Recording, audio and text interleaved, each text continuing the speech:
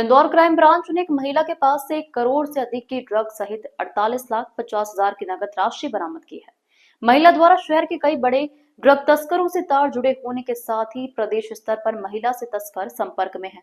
महिला शराब की तस्करी करने के बाद में मादक पदार्थ की तस्करी गिरोह से जुड़ी और शहर ही नहीं प्रदेश के विभिन्न जिलों में महिला के तार जुड़ते होने की बात सामने आई है। फिलहाल क्राइम ब्रांच महिला से बारीकी से तमाम पहलुओं पर पूछताछ में जुटी हुई है। Crime branch DCP Rajesh Tripathi के अनुसार कुछ समय पहले रवि कला निवासी पडरीनाथ को गिरफ्तार कर 11.78 ग्राम ब्राउन शुगर बरामद की गई थी, जिससे पूछताछ में बात सामने आई थी कि द्वारिकापुरी में रहने वाली सीमा नाथ नामक महिला से वह यह मादक पदार्थ खरीदना है। इसके बाद में crime branch additional DCP Rajesh Dandotiya और एससीपी देवेंद्र ध्रुवे के निर्देशन में टीम गठित की गई।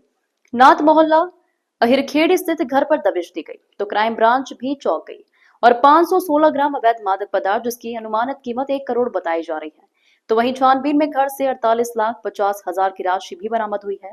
महिला के घर से जो नोट बरामद हुए हैं वह 500 और 200 सहित 100 रुपए के नोट थे, जिन्हें गिनने के लिए क्राइम ब्रांच को नोट गिनने की मशीन तक बुलाना पड़ी।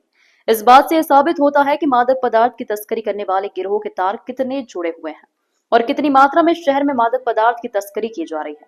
और उससे बड़ा सवाल यह है कि थाना क्षेत्र द्वारिकापुरी में इतना मात्रा में मादक पदार्थ की तस्करी हो रही थी, तो क्या संबंधित थाना की पुलिस को इसकी सूचना नहीं थी? आने वाले समय पर पुलिस के वरिष्ठ अधिकारी इस और भी कार्रवाई कर सकते हैं। ये पूर्व में 28 जुलाई के आसपास एक लगभग 14 ग्राम की ब्राउन शुगर पकड़ी गई थी रवि काला की, जिसने एक महिला का नाम बताया था कि वहाँ से वो ब्राउन शुगर लगातार खरीद रहा। इसी बात को लेकर के कल भी सूचना मिली कि सीमा नाथ जो अहिरखेड़ी द्वारकापुरी थाना क्षेत्र में रहती है, वो लगातार ब्राउन शुगर विक्रय का काम कर रही है और पूर्व में भी इस तरह की सूचनाएं थी। उसका क्रिमिनल रिकॉर्ड भी चेक किया गया तो पहले भी एनडीपीएस एक्ट के मामले थे और बहुत सारे मारपीट के एक्साइज एक्ट के मामले थे। इस पर से क्राइम ब्रांच की 3 टीमों ने एसीपी देवेंद्र ध्रुवे और टीआई जितेंद्र सिंह के नेतृत्व में दबिश दी। जब दबिश दी गई और उसके घर की तलाशी ली गई तो मालूम पड़ा कि उसके घर के अंदर से लगभग 516 ग्राम ब्राउन शुगर, जो लगभग कीमती 1 करोड़ रुपए का, और साथ में 48,50,000 रुपये नकदी मिले। और ये नकदी जो है ये 100 रुपये, 200 रुपये, 500 रुपये की उसमें मिले हैं, जिसके कुल नोटों की संख्या 18,100 थी और ये टोटल 48,50,000 रुपये था।